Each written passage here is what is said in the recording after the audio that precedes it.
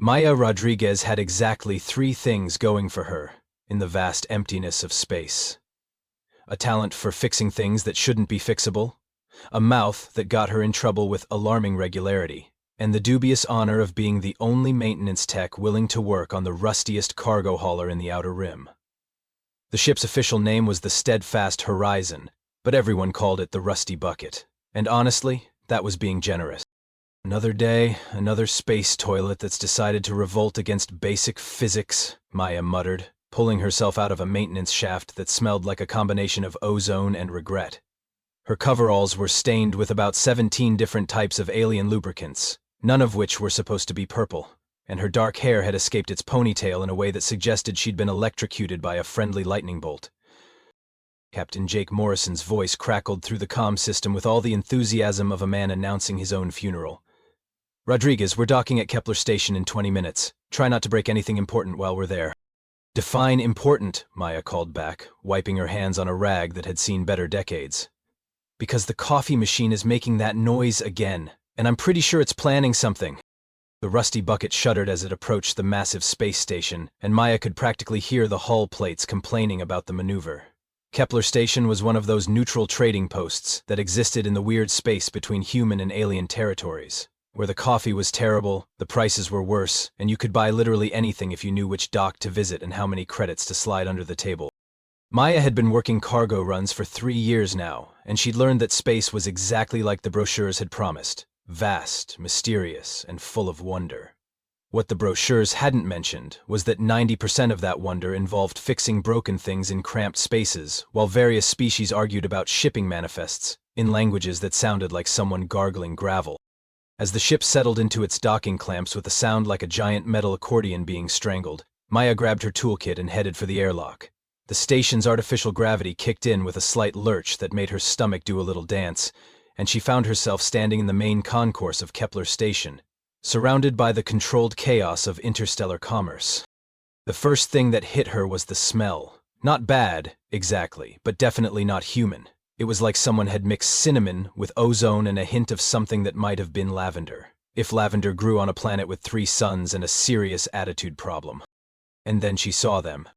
The Vortac were impossible to miss, mainly because they were roughly the size of small buildings and covered in what looked like the galaxy's most luxurious fur coat. They moved through the station with a grace that seemed to defy their massive size, their large eyes taking in everything with the patient wisdom of a species that had probably been trading goods since before humans figured out fire was useful for more than just keeping warm. Maya watched one of them carefully arrange a display of what looked like crystallized music and couldn't help but grin. "Well," she said to herself, "this should be interesting." Maya had exactly 2 hours before the Rusty Bucket finished its supply run, which meant she had exactly 2 hours to find something that resembled decent coffee, and maybe pick up one of those weird alien snacks that tasted like childhood memories and regret. The station's marketplace was a maze of stalls and shops that seemed to have been designed by someone who thought straight lines were a suggestion rather than a requirement. She wandered past a stall selling what looked like bottled Starlight, another offering insurance policies for your soul, and a third that appeared to be staffed by a sentient cloud of purple smoke with excellent customer service skills. The Vortac seemed to run most of the food vendors, their massive paws surprisingly delicate as they handled goods that would have required tweezers for human fingers. "Excuse me, small worn one," rumbled a voice that sounded like distant thunder wrapped in velvet. Maya looked up to see a Vortac merchant whose fur was streaked with silver, indicating either advanced age or a really unfortunate encounter with a paint sprayer. "You seek the bitter brown liquid of your people, yes?" "If by bitter brown liquid you mean coffee that doesn't taste like it was filtered through a gym sock, then absolutely," Maya replied, trying not to crane her neck too much. The Vortac was easily 8 feet tall, and that was just his shoulders. The merchant's eyes crinkled in what Maya hoped was amusement. "3 stalls down, ask for bento. He makes the least offensive version for human palates." Maya was about to thank the friendly giant when she heard it, a sound that transcended species barriers and spoke to something primal in every sentient being's brain.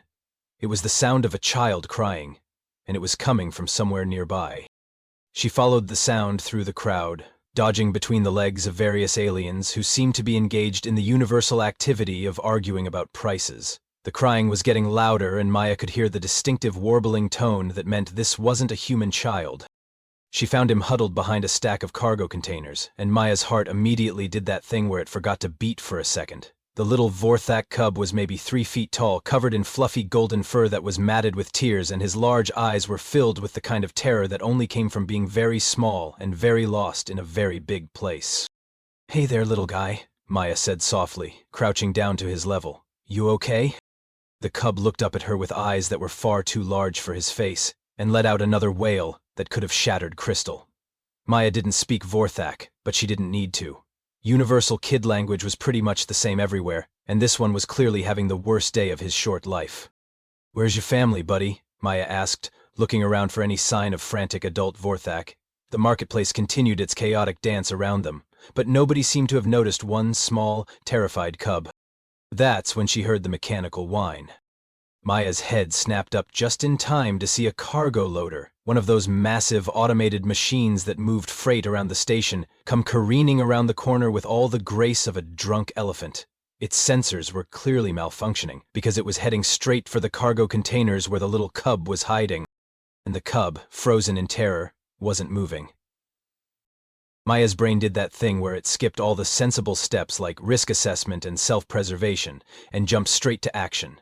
She lunged forward, scooping up the little Vorthok just as the cargo loaders slammed into the containers with a sound like the universe clearing its throat.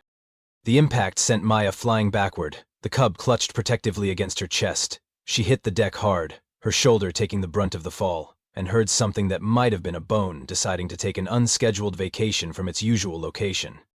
The last thing she saw before the world went fuzzy around the edges was a crowd of Vorthak adults rushing toward them, their faces filled with an expression that Maya's pain-addled brain couldn't quite interpret.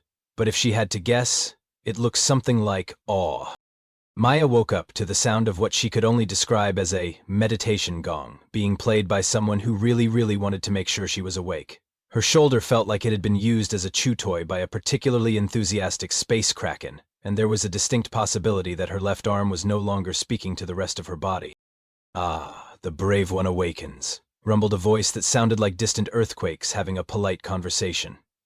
Maya opened her eyes to find herself in what was clearly the station's medical bay, staring up at a Vorthok whose fur was streaked with elaborate patterns that probably meant something important in their culture. Either that, or he'd had a very artistic accident with a paintbrush. "Please tell me the little guy is okay," Maya croaked, her voice sounding like she'd been gargling with asteroid dust. The Vorthak's large eyes widened in what Maya was starting to recognize as their version of surprise. "The cub Pip is unharmed thanks to your sacrifice. I am Elder Grondak, and I must tell you, small brave one, that what you have done is beyond our ability to repay." Maya tried to sit up, winced, and decided that horizontal was probably her best option for the foreseeable future. "Look, I just did what anyone would do. Kid was in danger, I helped. Pretty standard stuff, really." Grondak's expression shifted to something that might have been confusion, if confusion could be expressed through facial fur that defied several laws of physics. "Standard, you threw yourself into mortal peril to save a cub that was not of your blood, not of your pack, not even of your species. This is the highest virtue in all of Vorthak culture." "Highest virtue," Maya repeated, because apparently her brain was still running on half power. "I just didn't want to see a kid get hurt." "Precisely," Grondak said, and his voice carried the weight of someone delivering news that was going to change everything. "Among the Vorthok, there is no greater honor than to risk one's life for the protection of cubs. It is the cornerstone of our civilization, the measure by which all other actions are judged. What you did today has never been done by an outsider. You have become something we have no word for in your language." Maya had a sinking feeling that was only partially related to her injuries. What kind of something? "A cub guardian, a protector of the innocent, a living embodiment of our most sacred values." Grondak leaned forward, his massive frame somehow managing to convey both reverence and excitement. "The entire Vorthok community on this station witnessed your act of selfless courage. Word is already spreading to the Homeworld." "Word is spreading," Maya repeated slowly, because sometimes, when the universe decided to play a practical joke on you, the best response was to make sure you understood exactly how screwed you were. "Indeed. The Council of Elders wishes to honor you. There will be ceremonies, tributes, perhaps even a statue erected in your likeness." Grondak's enthusiasm was growing with each word, and Maya was starting to understand how mountains felt right before an avalanche. "A statue," she said. "A magnificent statue. Possibly several. The cubs of our homeworld will learn your name, alongside the great heroes of our past. Grandak was practically vibrating with joy now, which was impressive considering he was roughly the size of a small building. Maya closed her eyes and tried to process this information. She'd saved a kid from getting squished by a rogue cargo loader, and now an entire alien civilization wanted to treat her like some kind of saint. She'd heard of cultural misunderstandings before, but this was like accidentally becoming the Pope because you'd helped an old lady cross the street. Elder Grandak, she said carefully, I think there might be some confusion here. I'm not a hero. I'm just a maintenance tech who happened to be in the right place at the right time. Grandak's expression shifted to something that might have been pity. Ah, the modesty of the truly great. This only confirms what we already know. You are indeed worthy of the highest honors our people can bestow. Maya opened her mouth to protest, then closed it again. Something told her that arguing with a several thousand-year-old alien culture about their fundamental values was probably not going to end well for anyone involved. So, she said instead, what happens now? Grandak's eyes crinkled with what Maya was learning to recognize as Vortak happiness. Now, brave Maya Rodriguez, you become a legend. Maya had always prided herself on being able to handle whatever the universe threw at her, but she was starting to suspect that the universe had developed a serious grudge and was now actively trying to mess with her life. The invitation to visit the Vorthok homeworld had seemed simple enough when Elder Grandak presented it. A quick ceremony, maybe a fancy dinner, shake a few paws, and then back to her comfortable life of fixing broken things on a ship that barely qualified as spaceworthy. What she hadn't expected was to step off the transport shuttle onto a planet where her face was literally carved into the side of a mountain. Is that supposed to be me? Maya asked, staring up at the massive stone visage that gazed down at the spaceport with an expression of noble determination that she was pretty sure she'd never actually worn. The statue was at least 300 feet tall, and whoever had carved it had taken some serious artistic liberties with her jawline. The artisans worked through the night to complete it in time for your arrival, Grandak explained proudly. They consulted the security footage from the station to ensure accuracy. Security footage, Maya repeated, because apparently her brain had decided that the best way to deal with this situation was to just echo everything back like a confused parrot. Right, of course. The crowd that had gathered to greet her was unlike anything Maya had ever seen. Thousands of Vorthak filled the plaza, all of them staring at her with an expression that fell somewhere between religious awe and the look people got when they met their childhood heroes. Cubs perched on their parents' shoulders, pointing at her with tiny paws and making excited chirping sounds that needed no translation.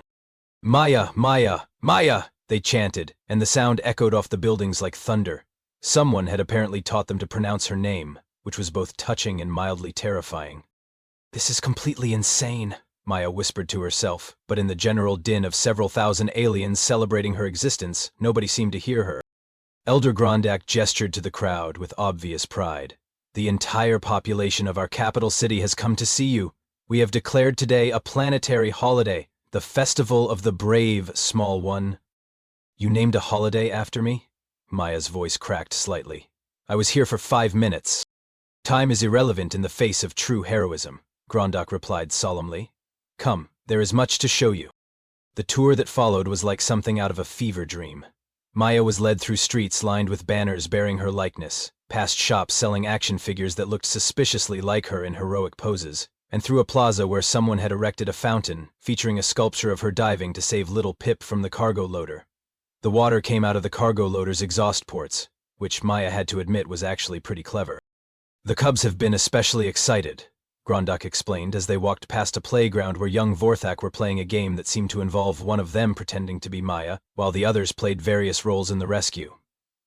743 cubs born since your heroic act have been named Maya. We may need to start using numbers to distinguish them. Maya stopped walking. 743? The births have been unusually frequent since news of your deeds spread, Grandak said happily. The joy of having a living cub guardian has inspired many families to expand their broods. The Population Council estimates we may see a 20% increase in births this cycle. I've caused a baby boom, Maya said faintly, on an alien planet, by accident. Your influence extends far beyond mere inspiration, Grandak continued, apparently oblivious to Maya's growing panic. The Council of Elders has voted to restructure our entire education system around the principles you demonstrated. Courage, selflessness, and protection of the innocent will now be the core curriculum for all young Vorthak. They passed a group of adult Vorthak who immediately dropped to their knees when they saw Maya, pressing their foreheads to the ground in what was clearly some kind of religious gesture. Maya tried to wave them back up, but they seemed to interpret this as some kind of blessing, and began making happy rumbling sounds. "Please tell me they're not worshipping me," Maya said weakly. "Not worship, precisely," Grondak replied thoughtfully. "More like profound spiritual admiration, combined with deep cultural reverence and just a touch of holy fear." "That's worship," Maya said. "That's literally worship." "Perhaps," Grondak admitted. "But it is worship well earned." As they entered the city center, Maya found herself face to face with the most elaborate temple she'd ever seen. The architecture was stunning, all flowing curves and crystal spires that seemed to catch the light of the dual suns and throw it back in rainbow patterns. What made it particularly surreal was the fact that it was clearly dedicated to her. "The Temple of the Tiny Protector," Grondak announced with obvious pride. "Construction began the day after your heroic deed. The faithful come here to meditate on the virtues you embodied and to pray for the strength to follow your example." Maya stared at the temple, then at the crowds of Vorthak streaming in and out of it, then at the massive golden statue of herself that stood at the entrance, depicted in the act of catching a falling cub while radiating some kind of divine light. "I think I need to sit down," she said. Maya found herself in what Grondak called the Chamber of Reflection, which was apparently the Vorthak equivalent of a VIP lounge, if VIP lounges were designed by someone who thought comfort should be measured in cubic feet and furnished entirely with cushions that could double as small buildings. She was nursing something that tasted like liquid starlight mixed with the concept of happiness, while trying to process the fact that she'd accidentally become the central figure in an alien religion. "Of Elder Grondak," she said carefully, "I need to understand something. Why is protecting cubs so important to your people? I mean, every species protects their young, but this seems like something more." Grondak's massive frame settled into a cushion that could have housed a small family, and his expression grew serious in a way that made Maya realize she was about to hear something that would put everything into perspective. 300 years ago," he began, his voice carrying the weight of ancient sorrow, "our homeworld was dying. The great plague of Kethmore swept through our population like fire through dry grass, but it had a particular cruelty. It targeted the young first. The cubs whose immune systems could not fight what their elders could barely survive." Maya felt something cold settle in her stomach. "How many?" 97% of our cubs died within 2 seasons, Grondak said quietly. "An entire generation. Gone." The survivors numbered fewer than 10,000 individuals across the entire planet. "We went from a thriving civilization of billions to a handful of scattered communities, all of them grieving parents who had lost everything that mattered." "That's horrible," Maya whispered, and suddenly the elaborate statues and temples didn't seem quite so absurd. "The plague burned itself out, as plagues do, but the damage was done. We were a dying species and we knew it. Our birth rates plummeted, not from biological necessity but from despair. Who would choose to bring a child into a world where children died?" Grondak's large eyes were distant, seeing something Maya couldn't imagine. "For 50 years, we barely reproduced at all. The population continued to decline." Maya was starting to understand, but she let him continue.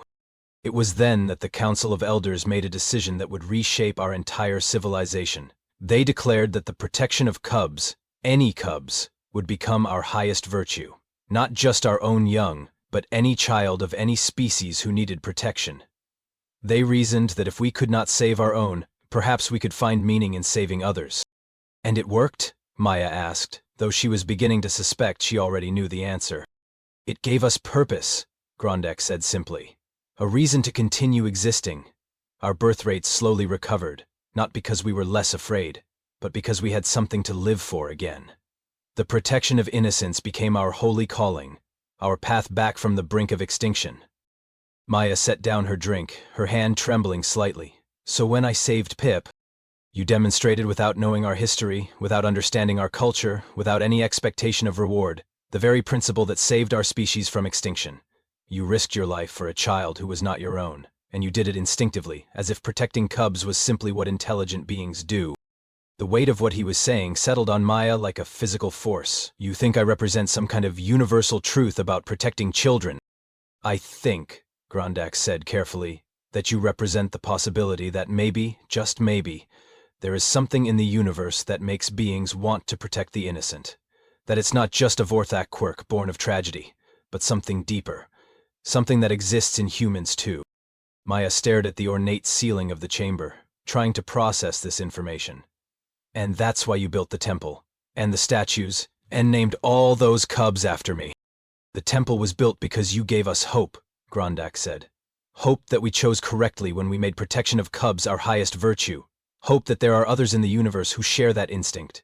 Hope that when the next crisis comes, we won't face it alone. But I'm just one person, Maya protested. I can't represent all of humanity. Can't you?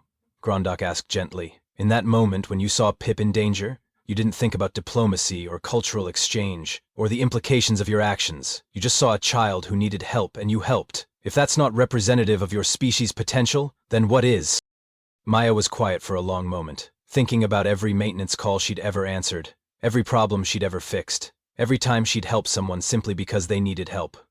We do tend to be pretty good at fixing things, she admitted. Even when those things are not your responsibility, even when helping might hurt you, even when no one would blame you for walking away. Grondak's voice carried a warmth that transcended species barriers. That is why you are our legend, Maya Rodriguez. Not because you are perfect, but because you are proof that the instinct to protect exists beyond our own species. Maya felt tears she hadn't realized were forming, beginning to run down her cheeks. So what happens now? Do I live in a temple and dispense wisdom? Because I have to tell you, most of my wisdom involves proper wrench maintenance, and the correct way to swear at a stubborn coupling.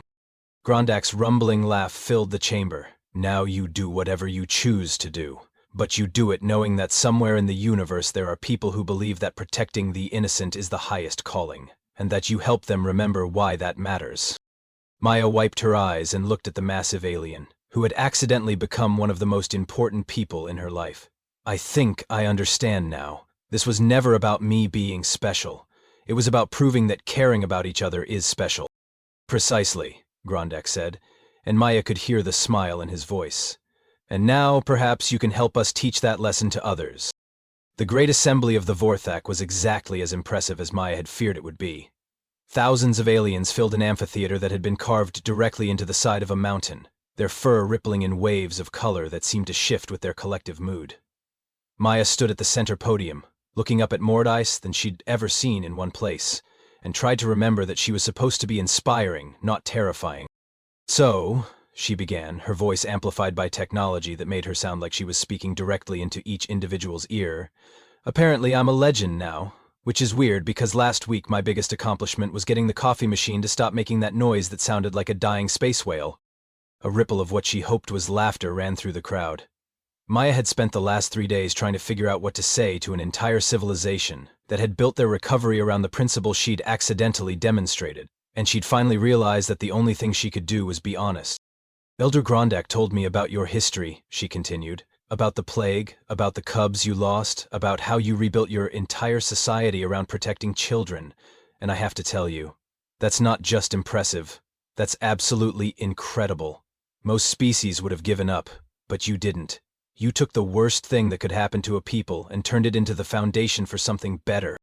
The crowd was completely silent now, hanging on her every word. Maya took a deep breath and continued. But here's the thing about what I did on that station. I didn't save Pip because I'm special, or because I'm particularly heroic, or because I understood the deep cultural significance of cub protection in Vorthak society. I saved him because he was a kid in trouble, and that's what you do when you see a kid in trouble. You help. She paused, looking out at the sea of faces. The truth is, I think most humans would have done the same thing. We're kind of hardwired to protect children, even when they're not our own. Even when they're not our species. It's not because we're better than anyone else. It's just because that's what intelligent beings do. We look out for each other. Maya could see nods and gestures of agreement throughout the crowd. She was hitting the right notes. You made me into a legend because you needed proof that your values were universal, that the choice you made to rebuild your civilization around protection and care was the right one. Well, I'm here to tell you that you don't need proof. You never did. The fact that you made that choice, that you chose hope over despair, that you chose to protect others when you couldn't protect your own, that makes you the legends. The crowd was beginning to stir, a low rumble of approval building in the amphitheater. But I also want to tell you something that might be even more important, Maya continued, her voice growing stronger. You don't need to be special to be a hero. You don't need to be chosen or blessed or have your face carved into a mountain. You just need to care about each other. Every single one of you has the capacity to be exactly as heroic as you think I am, because heroism isn't about being perfect. It's about trying to help when help is needed. She gestured to the crowd, encompassing thousands of individuals. You want to honor what I did? Then go out there and do it yourselves. See someone who needs help, help them. See a child in danger, protect them. See a problem that needs fixing, fix it. Don't wait for someone else to be the hero. Be the hero. The rumble in the crowd was growing louder, more enthusiastic. Maya could feel the energy building. And here's the really beautiful part, she said, her voice carrying across the amphitheater like a benediction. When you do that, when you choose to help and protect and care, you're not just being heroic. You're being exactly what your species chose to become when you faced extinction and chose hope instead of despair. You're living up to the best version of yourselves. The crowd erupted. The sound was like nothing Maya had ever heard, a symphony of approval that seemed to shake the very foundations of the mountain. Thousands of Vorthak were on their feet, their voices raised in a chant that needed no translation. Maya stood at the podium, overwhelmed by the response, and realized that something fundamental had just shifted. The crowd wasn't chanting her name anymore. They were chanting something else, something that sounded like a promise, like a commitment, like a battle cry. Grondak appeared at her elbow, his massive frame somehow managing to convey both pride and amusement. "Do you know what they're saying?" he asked. Maya shook her head, still stunned by the response. "They're saying we are all heroes," Grondak explained. "You've just given an entire civilization permission to be as brave as they've always had the capacity to be." 2 weeks later, Maya was back on the rusty bucket, up to her elbows in a particularly stubborn fusion coupling that had apparently decided to stage a revolt against the laws of physics. Captain Morrison's voice crackled through the comm system with his usual enthusiasm level of mildly irritated. "Rodriguez, we're getting some kind of priority transmission from the Vorthak Homeworld, something about a cultural exchange program." Maya grinned and wiped her hands on her coveralls. "Tell them I'll call them back when I'm done fixing this coupling, Cap. Some things never change." But as she worked, she found herself humming an old song and thinking about the letter she'd received from Elder Grondak that morning. The Vorthak had apparently taken her speech to heart in a big way. Crime rates on their homeworld had dropped by 60% as citizens took it upon themselves to protect and help each other. Educational initiatives focused on practical heroism were spreading to other worlds. 3 different species had requested cultural exchanges to learn about the Vorthak philosophy of universal care. And perhaps most importantly, Pip had sent her a drawing of the 2 of them standing together, both of them smiling, both of them labeled hero.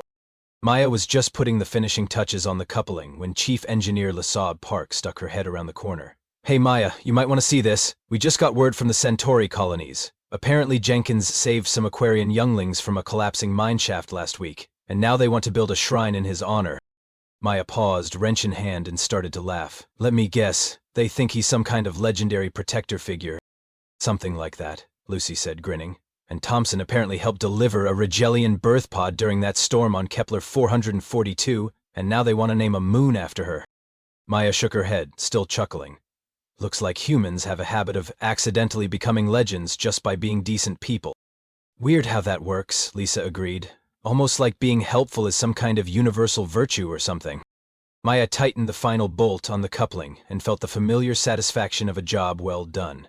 Outside the ship, the stars wheeled in their ancient patterns, and somewhere among them entire civilizations were learning that heroism wasn't about being special. It was about caring enough to try. "Yeah," Maya said, gathering up her tools. "Weird how that works." The rusty bucket hummed around them, carrying its crew of accidental legends toward whatever adventure awaited them next. And Maya Rodriguez, maintenance technician and inadvertent savior of an alien civilization, went back to fixing the things that needed fixing. Because that's what heroes do.